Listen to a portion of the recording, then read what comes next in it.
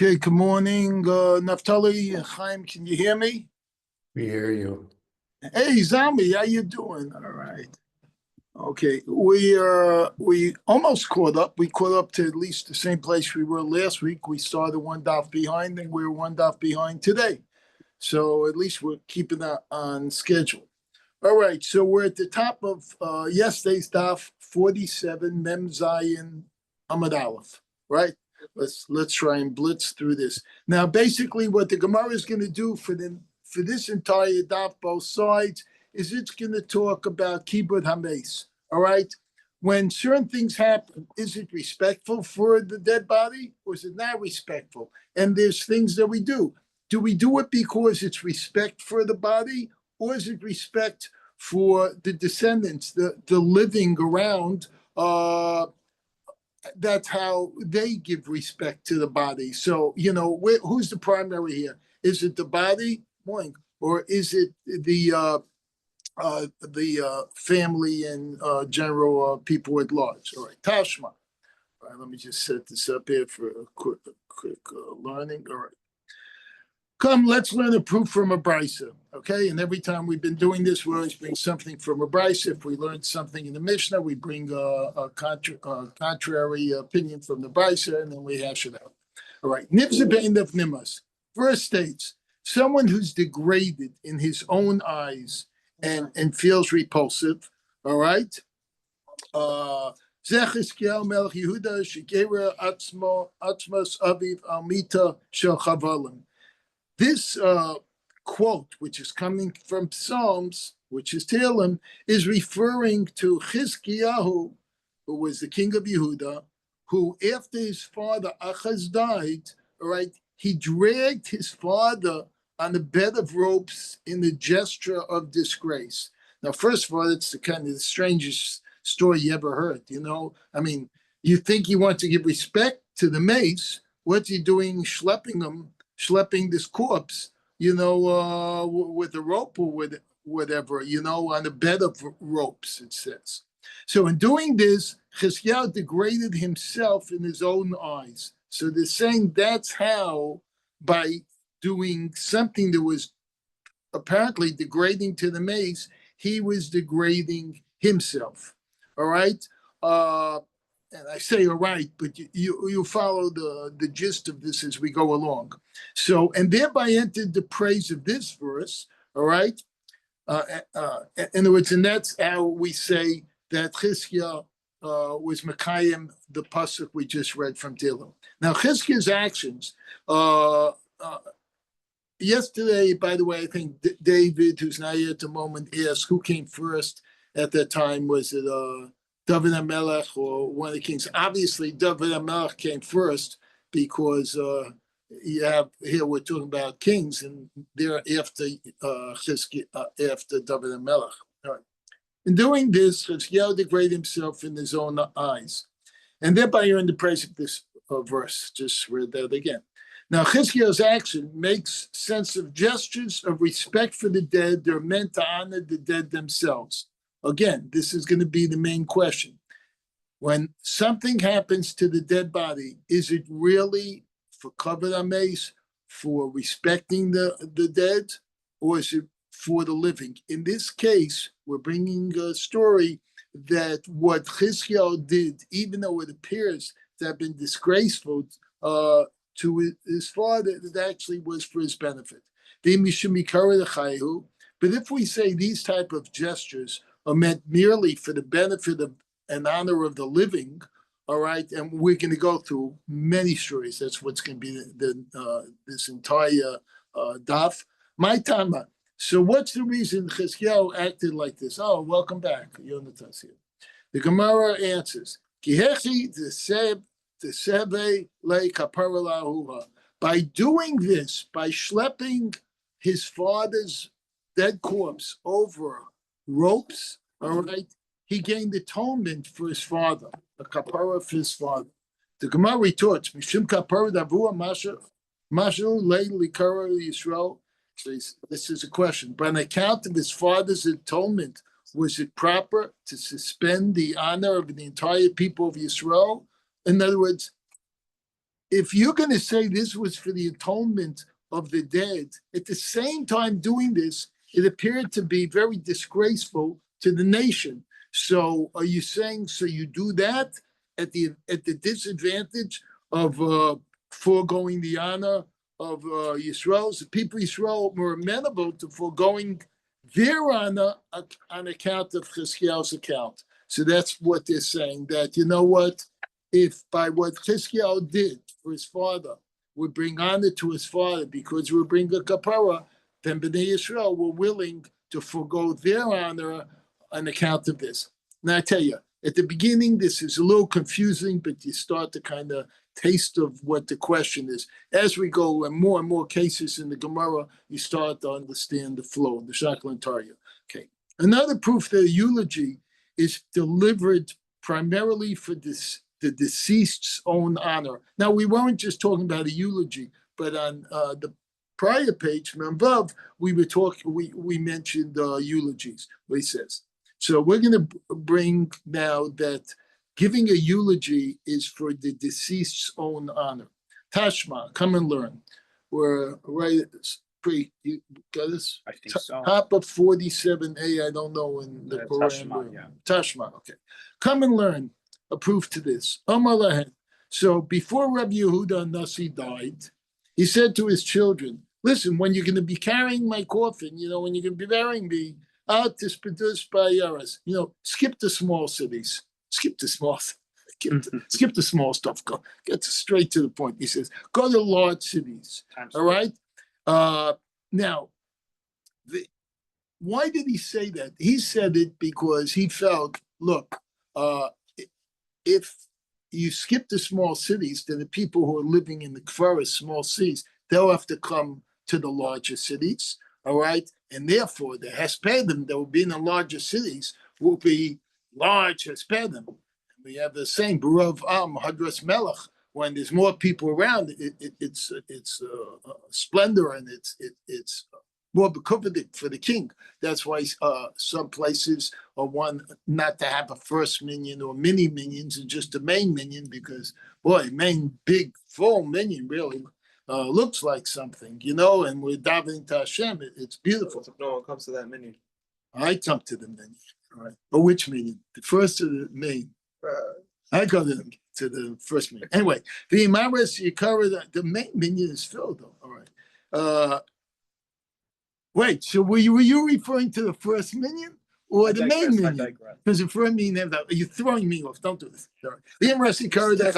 All right. Now, if you say the eulogy is given for the honor of the living, then that goes against what we just said, because here the before he dies, who is this Rabbi Yehuda Nasi? Rabbi is saying, "This is what I want." So it gives the appearance that the eulogy is for the honor of the mace because he's calling the shots. All right, but if you're going to say, if it's the honor of the living, my nafka lemine. So what difference does it make to him where he's eulogized? All right. So obviously from this so far, it appears that the eulogy is for the mace, for the deceased. All right. The Gemara replies, Kasaba lis kayra lis yakru beis Yisrael tfei. So Rabbi Yehuda Nasi reasoned that by allowing himself only to be eulogized in the large cities, he let Israel receive more honor through him. And this we just mentioned. So the Gemara now cites our Mishnah as a proof that the eulogy is in honor of the deceased. Okay, this would be kind of the second proof. Tashma, or third proof. No, the third proof. First was the Chizkiah doing first. Well, no, second proof for eulogies. Tashma, come and learn. Helinu lechvodo. We already said in our Mishnah that if the corpse is left overnight, why lavilo aron v'tachrichen? There was a reason. We were supposed to bury it right away, before nighttime. But what happened? The tachrichen weren't there yet. The burial shrouds or the aron, it was still on the FedEx or UPS, whatever way, donkey. They were still being brought there, and they weren't going to arrive till morning. So we let the body die overnight. So he said, wait a minute. All right. So we learned in the Mishnah that this fact that we let the body, the corpse, stay overnight, it's not going to transgress any prohibition that you can't let it stay overnight. Why? Why? Because the fact that it's being left overnight is a specific reason for it's covered, for the fact that it needs the corpse needs burial shrouds and needs what do you call it, an aron, pine casket. All right. So again, we start off asking about eulogy, but we're giving an answer where we're really not discussing the eulogy yet. So Gemara rejects the proof. No, the Mishnah is referring to the honor of the living. Well, that doesn't really sound right to me. Well, how do you use that honor? You're saying it's this reason that we're keeping it overnight is honors the living and not the dead. So let's see what the Gemara said. It's going to question that. Maybe is it? So this is a question. Is it conceivable for the honor of living that we let this corpse hang over overnight? All right. The Gemara replies in yes. That could be the answer. Because when it says in the Chumash that you don't leave his body overnight on the gallows, first of all, we don't leave it on the gallows anyway, because we learned that as soon as you put it up, one guy puts it up, the other one takes it down, right? But he says, but what we're saying here, this means only that you shouldn't leave it in a manner similar to one hanging. Remember, we said when it was hung, if it was a man, he was hung naked, facing the people. If it was a woman, there was machlokes, but basically, major opinion at least was that she was clothed, and either way, she was not facing the opinion. They would hang women? I thought they wouldn't hang women. No, because you didn't learn yesterday's Gemara. I can't get into that. It was entire yesterday's Gemara, and you learn about 80 witches. So go on to YouTube and learn last night. Listen, I'm telling you, that's yesterday. I don't have time. You listen, review last night's Gemara, yesterday's. These babies are in, but that. So in other words, when they're hung, even though it's momentarily, all right, it's very disgraceful. It's just to show the people, yes, they were killed. They're dead. All right, because big crowd, they had to see that they were dead. All right. But that, for that moment, it was very disgraceful for the mace. All right. So when he says here, Losim, don't leave it hanging overnight, it didn't mean physically hanging, because we already said that's not illegal. But he's saying, but don't leave it in the disgrace overnight. All right. So here we have no choice, because we don't have the corpse doesn't have the burial shrouds or the aron, the coffin, fine coffin yet. These babies aren't all right. Here in this case, it's left unburied in order to get these items. All right. So Kavan the lace baby Zion. So therefore, because we're leaving it in, even though it doesn't have it yet, we're leaving it for this purpose, and we're not leaving it as if we're showing the body this and that, in a disgraceful way. There's no prohibition of keeping it overnight. Even though in the Eretz Yisrael now everything's, from what I hear, is chick-chock, they bury them overnight and this, that, and whatever, but I've never watched that except on the video. The Gemara again attempts to resolve the question. Again, what's the question? Well, let's see. Tashma, come learn from a brisa. Alinu lechvodo. If one left the deceased overnight for the sake of his honor, again, right now the prevailing thought is that this is all done. Whatever we do for the honor of the deceased. L'shamei alav ayaras.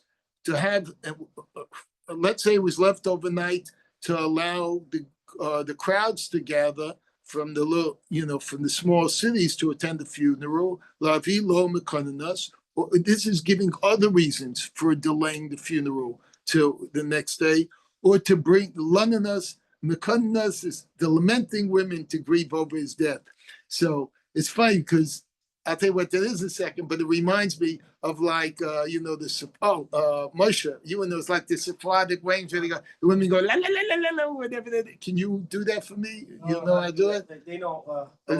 These certain women, yeah. Right? After Sephardic, they know exactly how to make these sounds, so they would have. They would have. That's your ringtone. You do it. All right. So they would have women, professional lamenters that they would hire, that would come and cry, just like this canned laughter that they used to use on the original television shows. The audience would be laughing, but there might not be an audience. So at this time, they would hire women, or certain women would come to these funerals who they would cry. There used to be in many of the amusement parks something called Laughing Sal, which was a big animated doll that would shake forward and have a hysterical laugh. And it was addictive. You hear this laugh and you had to laugh. So this concept here, they bring these women, their cry was so professional, perhaps it would induce other people to cry. So that would be a reason they're waiting for them. Lavilo, or the last thing is waiting for the shrouds and the Yaram, which is what we've been saying to you now. Eino Avei love, all right? In those cases, we're not transgressing any prohibition, specifically talking about the prohibition that it should not be hung on the tree overnight, all right? Eino ela lechvado shames, because we're doing this all for the honor of the deceased, that we're waiting for all these things.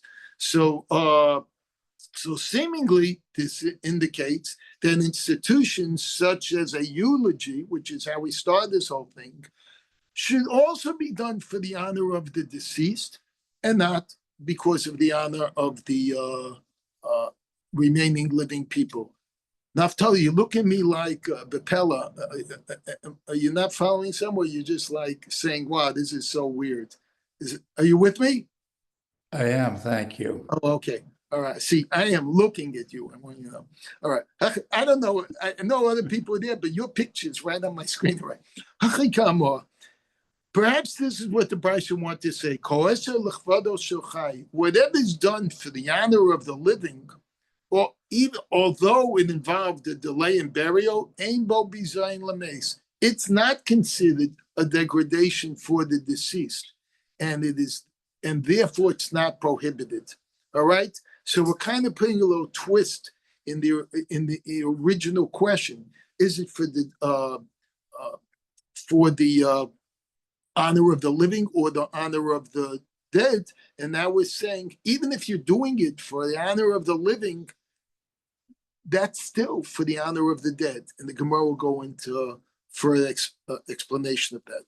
So Gemara adduces one last source to prove that a eulogy is actually done primarily for the sake of the dead. Tashma, come, listen. Rav Nassim says, Siman Yafel Ames. It's a good omen for the deceased, when retribution is enacted from him after his death, meaning that something bad happens to his corpse. That's really a wild story. All right. Meishalo nisbat velo nikaber. I give you an example. A dead person who wasn't eulogized or buried, or ochaya shigar raso, or a man died and a wild animal comes and rips the body apart. Or let's say the person died in the field and it's raining. All right, all down on his on the burial platform, put it like this, before he's buried. All right, this is a good sign. Halavai, we should have this at all weddings. Bring in the lions. All right, let it rain. It's kind of weird, but we'll explain why. This is good sign for the deceased. because it shows that the sins are being atoned for in this world rather than in the world to come, right? Because we've learned elsewhere that why do tzaddikim have Yisurim, or maybe not tzaddikim, people have Yisurim in this world? Because Hashem says, you deserve some punishment, but I'd rather punish you, in this world than rather in the world to come. So this is like last licks. Let's do some last minute punishments for any Averas that are still hanging around. And let's make this a glatt burial. There'll be no Averas. Tabula rasa goes up to heaven. Come in. There's, we don't have to punish you. Nothing. Straight ticket inside. Shmamina yikara deshachfehu. So the Brisa clearly states that the deceased receives atonement through various disgraces, all right, before his corpse. So what we learn from this, that acts of honor for the dead, such as delivering a eulogy, are for the honor of the dead person himself. Sounds like this is a kal vachomer. What? I don't know for this, but what if he certainly it's positive for him for bad things to happen, and certainly eulogizing him, which is a nice thing, that should be for the benefit, honor of the dead. And that would answer the question at the beginning was, is the eulogy for the honor of the dead or honor of the living? The Gemara concludes, Shema Mina, so we learn from this, it's for the honor of the dead person. Now, the Gemara cites and analyzes the next section of our Mishnah. La'ayil covering. They didn't bury, all right, remember we said there were two grave sites for the people convicted of either Skila and Sreifa was for one cemetery which was set aside by the court, and the other cemeteries for those convicted and executed by chopping their head off. What's the Hebrew word? Anyway, beheading and what's the other thing we said? And strangulation. And then I eventually guess maybe they had to do with the separation of the head, the moach, from the rest of I don't know. I think there's a partial reason they mentioned here. Lawyer covering. All right, so he said that they weren't buried. The convict wasn't buried in his ancestral grave. So even though his family, the family plot, it was not allowed for him to be buried there, but he was buried in one of those two cemeteries they just mentioned. Chokach lama. So why was this necessary? Why couldn't they just bury him in his family's grave? You killed him already, right? The fish and covering Russia Eitzel Tzaddik. Why? Because this person, remember, he was convicted. So he was considered a Russia, all right? Even though eventually we'll find out Hashem is going to forgive him, hopefully, all right? And we don't bury a Russia next to a tzaddik, all right?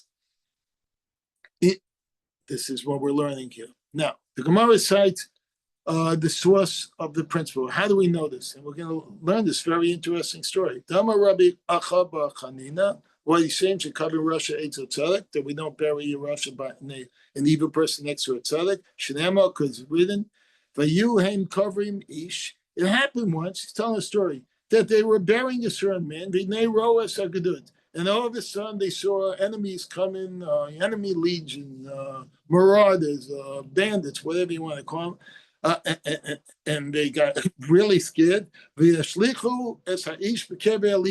they happened to be right by the grave of Elisha. Elisha was the famous prophet who was taught by Eliyahu Hanavi, all right? And he fell in. And it says, oh my God, listen to this story, that this body, this corpse of the evil guy accidentally touched the body of Elisha. And all of a sudden he had Tchias HaMesim, he had resurrection of the dead, and he got up. He stood on his feet. So it shows from that story, God doesn't wish evildoers such as a man who was being buried to be interred next to righteous. In other words, because God doesn't want everyone that's evil to all of a sudden have Tchias HaMesim. That's not the people who deserve it. The Gemara questions whether this interpretation of the questions this interpretation. So let's see exactly. Amalei Rav Papa. Rav Papa says the Dilma Lekume Vayhina Pishnayim Baruchacha Elai. Maybe the whole reason this guy at Tchias HaMesim is because before Elisha died, he asked a request from Eliyahu Hanavi. Eliyahu Hanavi said, "What would you like, from me as a gift?" And he said, "I like a double portion." It sounds so Jewish, a double portion of your spirit to rest on me. So we say, Elijah the prophet, Eliyahu Hanavi had done resurrection of the dead once, all right, in his lifetime. So too, Elisha should have done it twice, all right? And this would have been the second time he did. Amalei, Rav Papa says, Iachi, Haina the Sanya, what's the meaning we saw in the Brisa concerning this incident? We always, whenever we have story, we then bring a Brisa, all right, to seemingly contradict it, and then we come to some conclusion. In that Brisa, it says, he stood on his feet, but this Russia didn't return home, meaning it was only momentary to fulfill the request, all right, that he'd be able to do Tchias HaMesim. But the Russia really didn't deserve Tchias HaMesim. So, from Mitzido, from Elisha's side, he got to do Tchias HaMesim a second time. But from the Russia side, even though he got it, guess what? It was transient, didn't last long. He stood up, tried to take a walk, and got out of the grave and then dropped it again. So we see, that's what we said the first time, that our initial interpretation was correct, that you don't bury a Russia by an evil person next to a righteous person. Elabi na pishnayim. But as the verse, as for the verse, let now a double portion. Hechi mashkas la deachaya. So where do we find that? So if you're going to say that Elisha, remember, was supposed to do Tchias HaMesim twice, and if you're going to interpret this incident with the Russia, that wasn't really Tchias HaMesim, even though it appeared, because it never got anywhere, all right? So where do we see that the promise came true of the bracha that Eliyahu gave to Elisha, that he should be able to do resurrection twice? So Gemara responds, Amalei, could you maybe just pour me some water? Amalei Rabbi Yochanan said to him, Sreifa Tzaras Naaman. We find that Elisha healed Naaman's Tzaras. Oh, Sheripe Tzaras Naaman. Okay, excuse me 1 second. Baruch atah Adonai Eloheinu melech shekol niyim dvaro.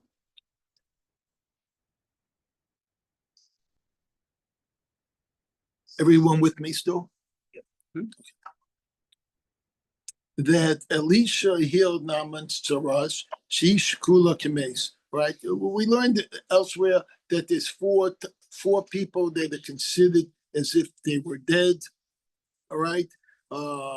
And one of them is a person with mitzvah, with tzaras, leprosy. Again, biblical leprosy. She shkula kemes, that this is tantamount to death, as is written, al na tehi kemes. Don't be like a dead person. Okay, so since there was a story where Elisha was able to cure one leper's leprosy, and we say the leper is considered like a dead person, we can say we learned from there that Elisha also, that was his second time that he did Tchias HaMesim. I also said other people who are considered as if they're dead. It's like an ani. Yeah, there's three other people, but okay. This story is just for them. Okay. The Gemara has now explained that the executed convict, convict is not buried in this answer plot due to the principle that we don't bury a wicked person next to a righteous one. We just said that. So it's now going to explain why the court maintained these two separate cemeteries. Geshem Shein covering Rosh Hashanah, just like we said, we don't bury evil people next to righteous people. Kachain covering Russia, Chamor Eitzel Russia Kal. So he says, therefore you don't. It's like bury a felon next to someone who just did a misdemeanor. So since those who and that's why we separated those who were stoned and burned, all right, from those who had their heads chopped off for strangulation. Sekundan Arbak first. So he says, if that's the case, why didn't you just make 4 cemeteries, one for each one? It's an oral received teaching. Moshe says, Halacha Moshe Sinai, that you only needed 2. So if we learned they only need 2, don't go in the big shot and go make 4. Gemara begins a new discussion. Amar Ula Amar Rabbi Yochanan. Ula said, Mem Rabbi Yochanan, Achal Chelev v'Hifrish Korban. A person accidentally ate Chelev. All right, that's the fatty part in the back of an animal, which is asura, which is prohibited. And then when he and afterwards he was about to give and he got ready a korban. In other words, got ready a sacrifice to do when he realized what he did. So he set aside the chattas offering. So he set aside the chattas, which is the sin offering, to atone for that sin. He ate chalav. Ve'emir does so. And what happened before he got to do that? The guy went nuts. All right, the person here's the mumor. What happened was he became a mumor. All right. He abandoned his religion entirely. All right. He said, forget it. He became an apostate. Okay. I just jumped again. There's a man of the. Hold on a moment. My Gemara just jumped to me. Hold on a second. When this does this, it's so hard.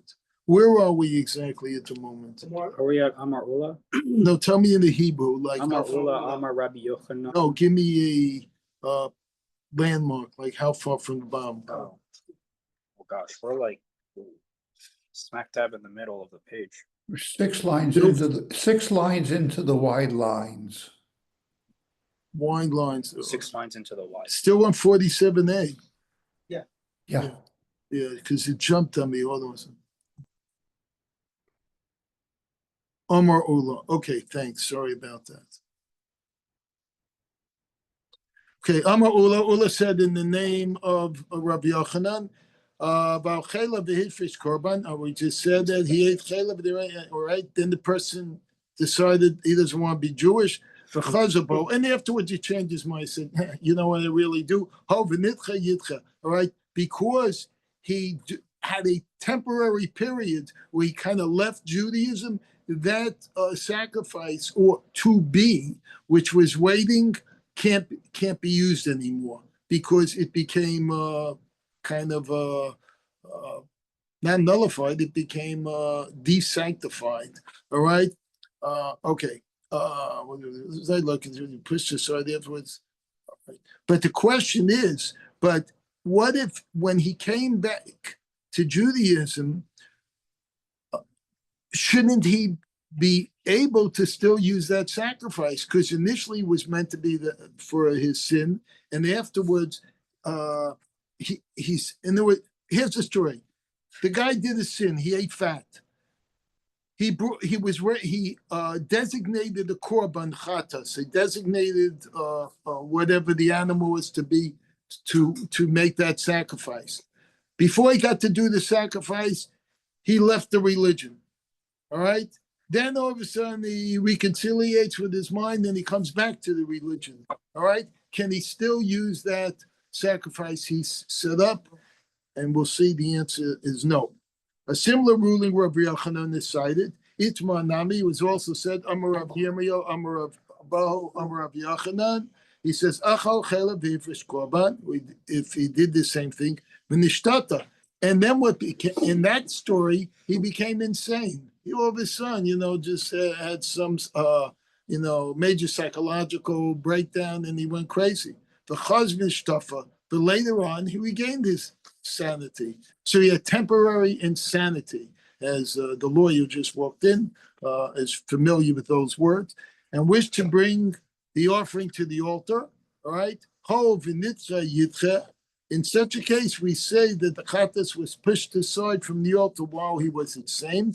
Let it continue to be pushed aside, even though he regained his sanity. So you know what? This is really interesting. Even though everything was temporary, whether he rejected religion was temporary or his insanity was temporary, the fact is that those things interfered with the designation of the korban, and therefore the korban, the sacrifice, could not be done.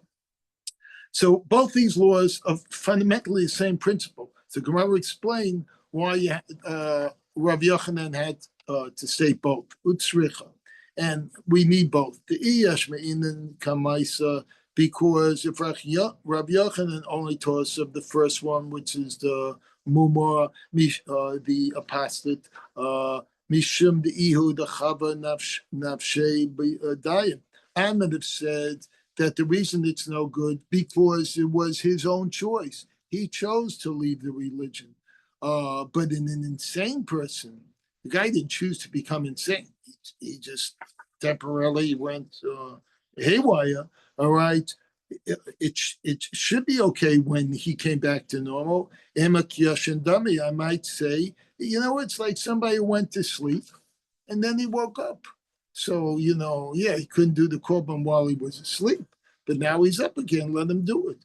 All right. So Rabbi Yochanan tells us, guess what? No, these cases, it's disqualified as if it was permanent.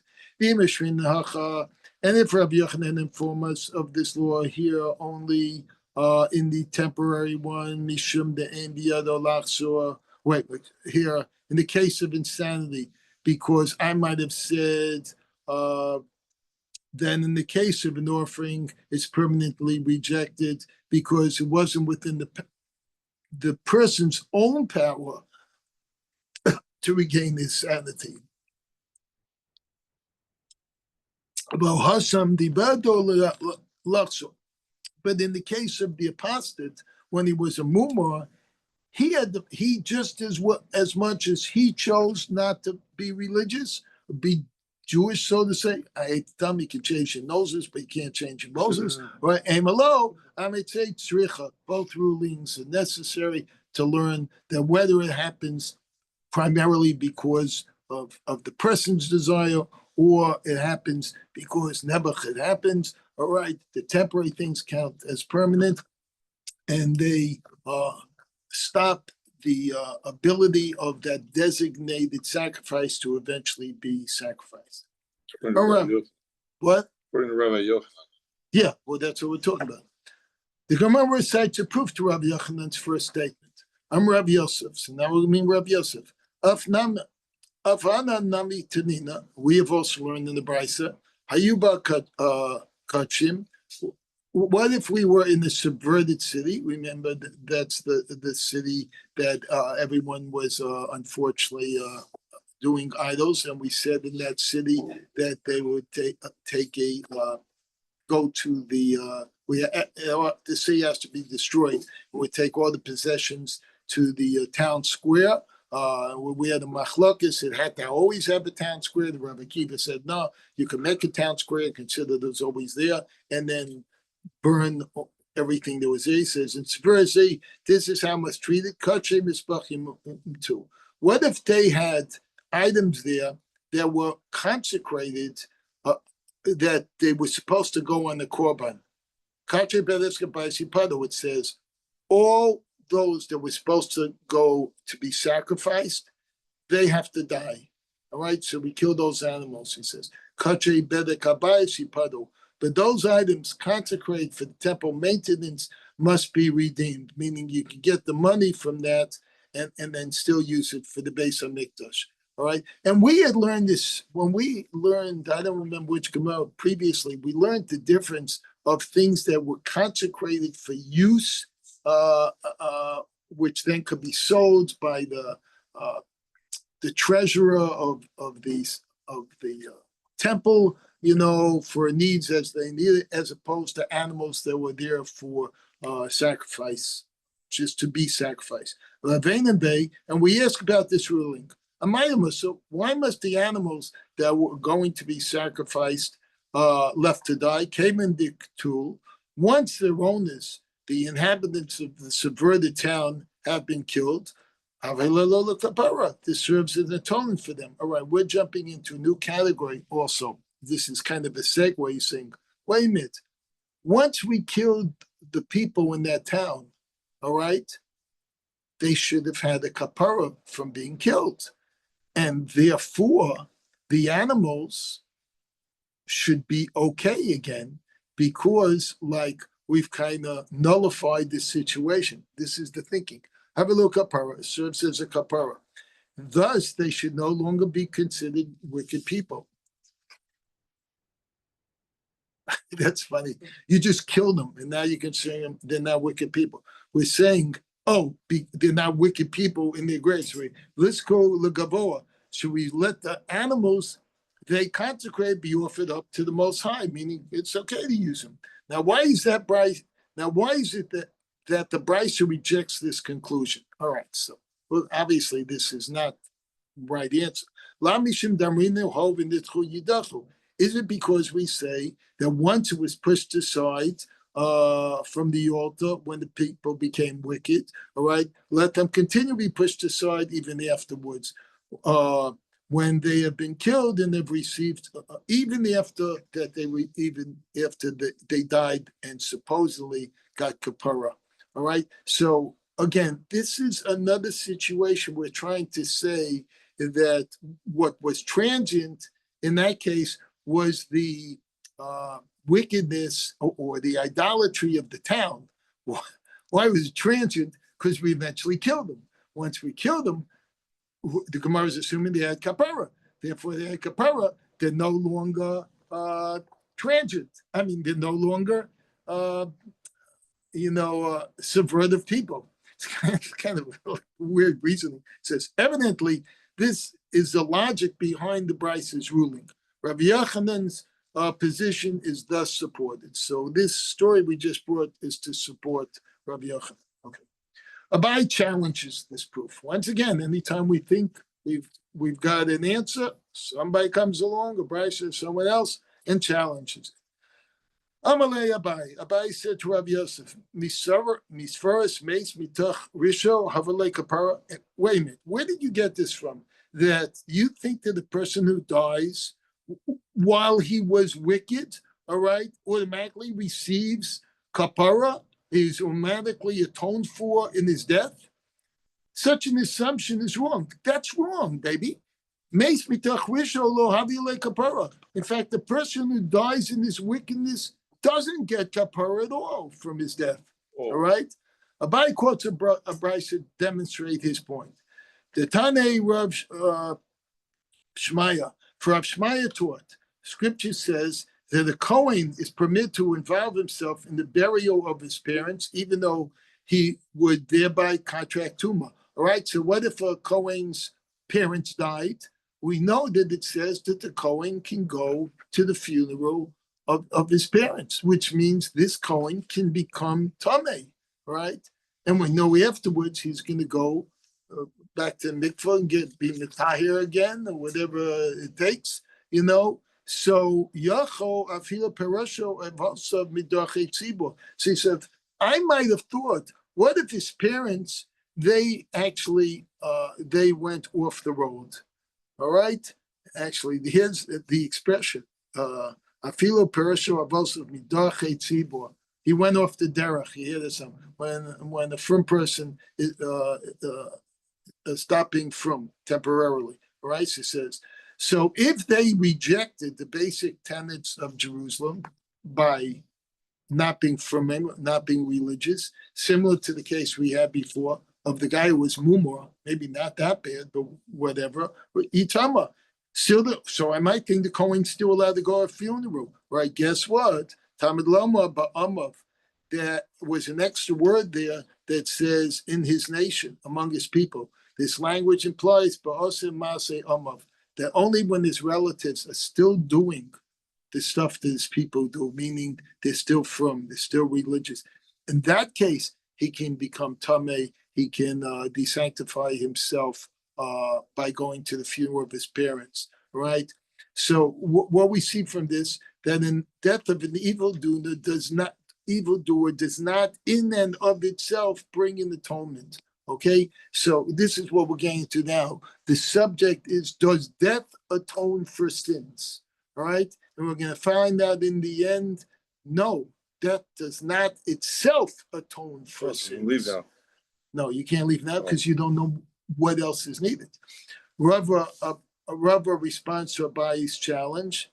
Amalei Rava, you never sins. Wait. All right, maybe at one. All right. Amalei Rava. No, we learned that yesterday's Gemara. Amalei Rava replied to Abayi, Mika midames nerot mitach risho. Are you comparing someone who is killed while we've steeped in this wickedness, an inhabitant of a subverted city, lames mitach risho, to someone who died a natural death while steeped in his wickedness? All right, so we're trying to draw a difference between, they're both evil, but there's a difference between the evil that's convicted and therefore based on the conviction he's what you call it, killed by the based in, and the person who's evil and just happens to die naturally. In fact, the two are not at all comparable. One who died a natural death in his wickedness,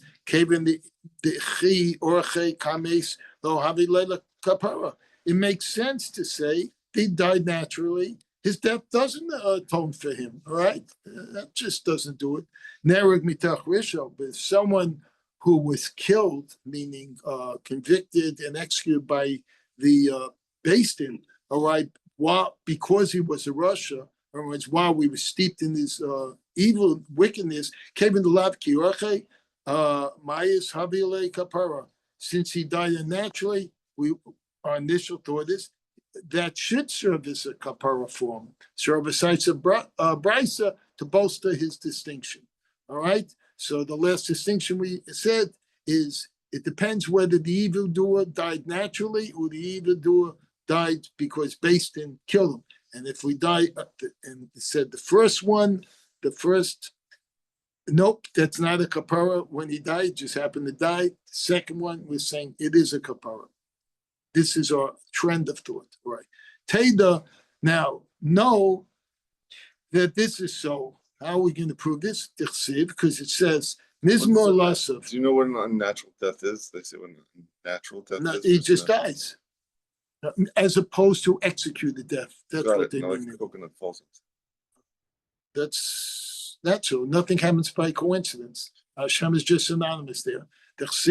For it is written, Mizmor La'asaf, a song of Asaf.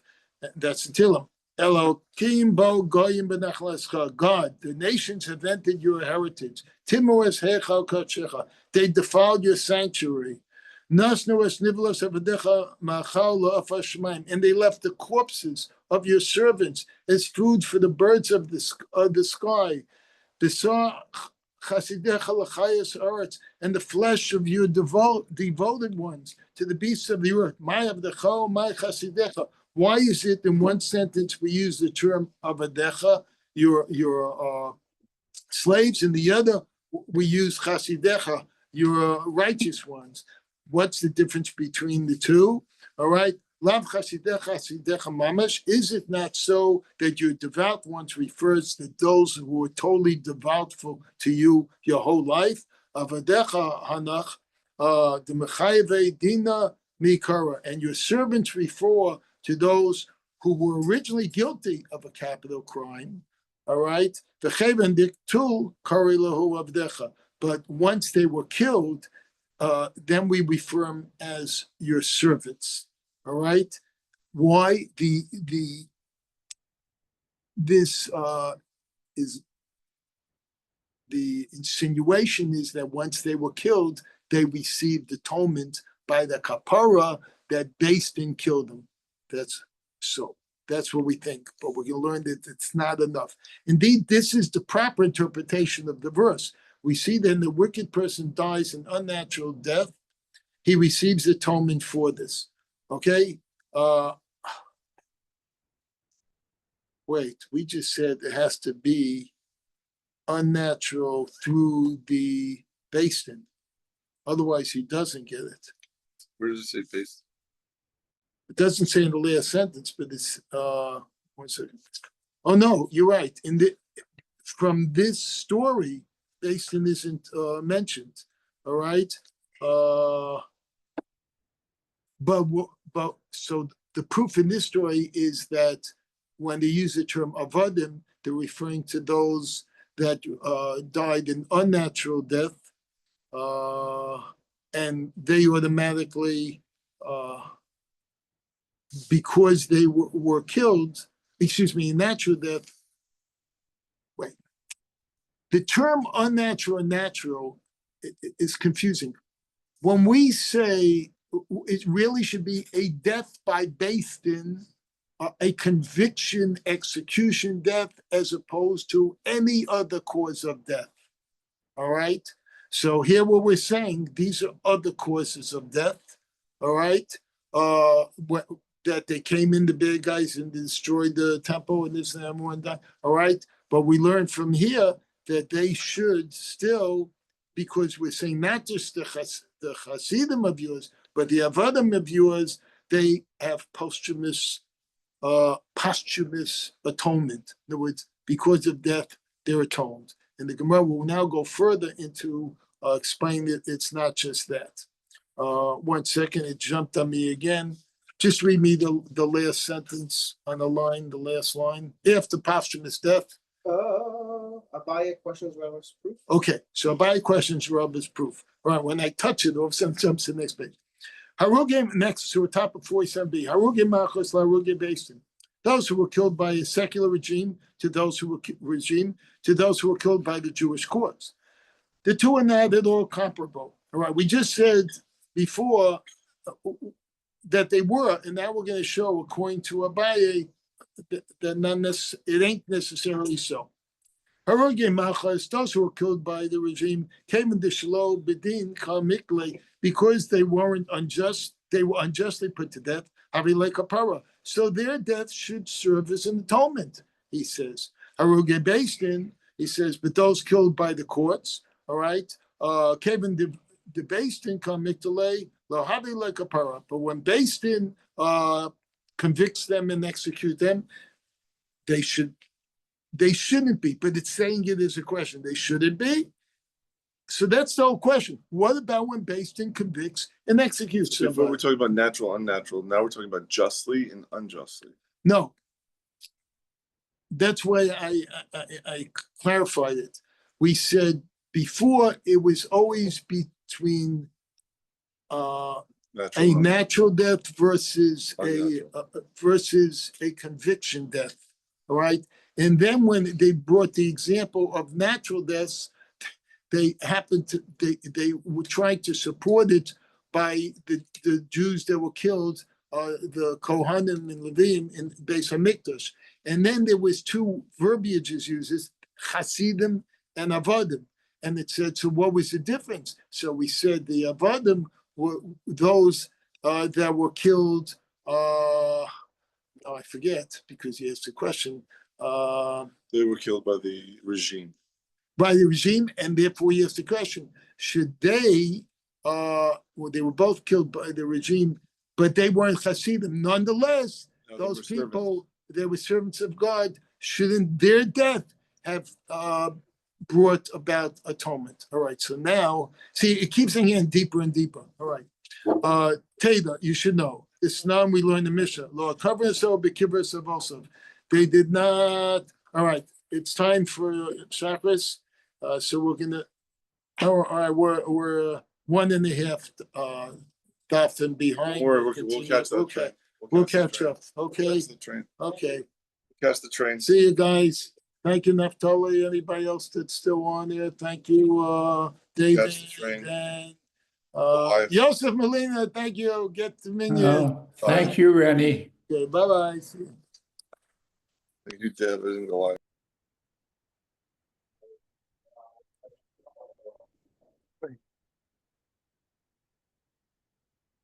Me.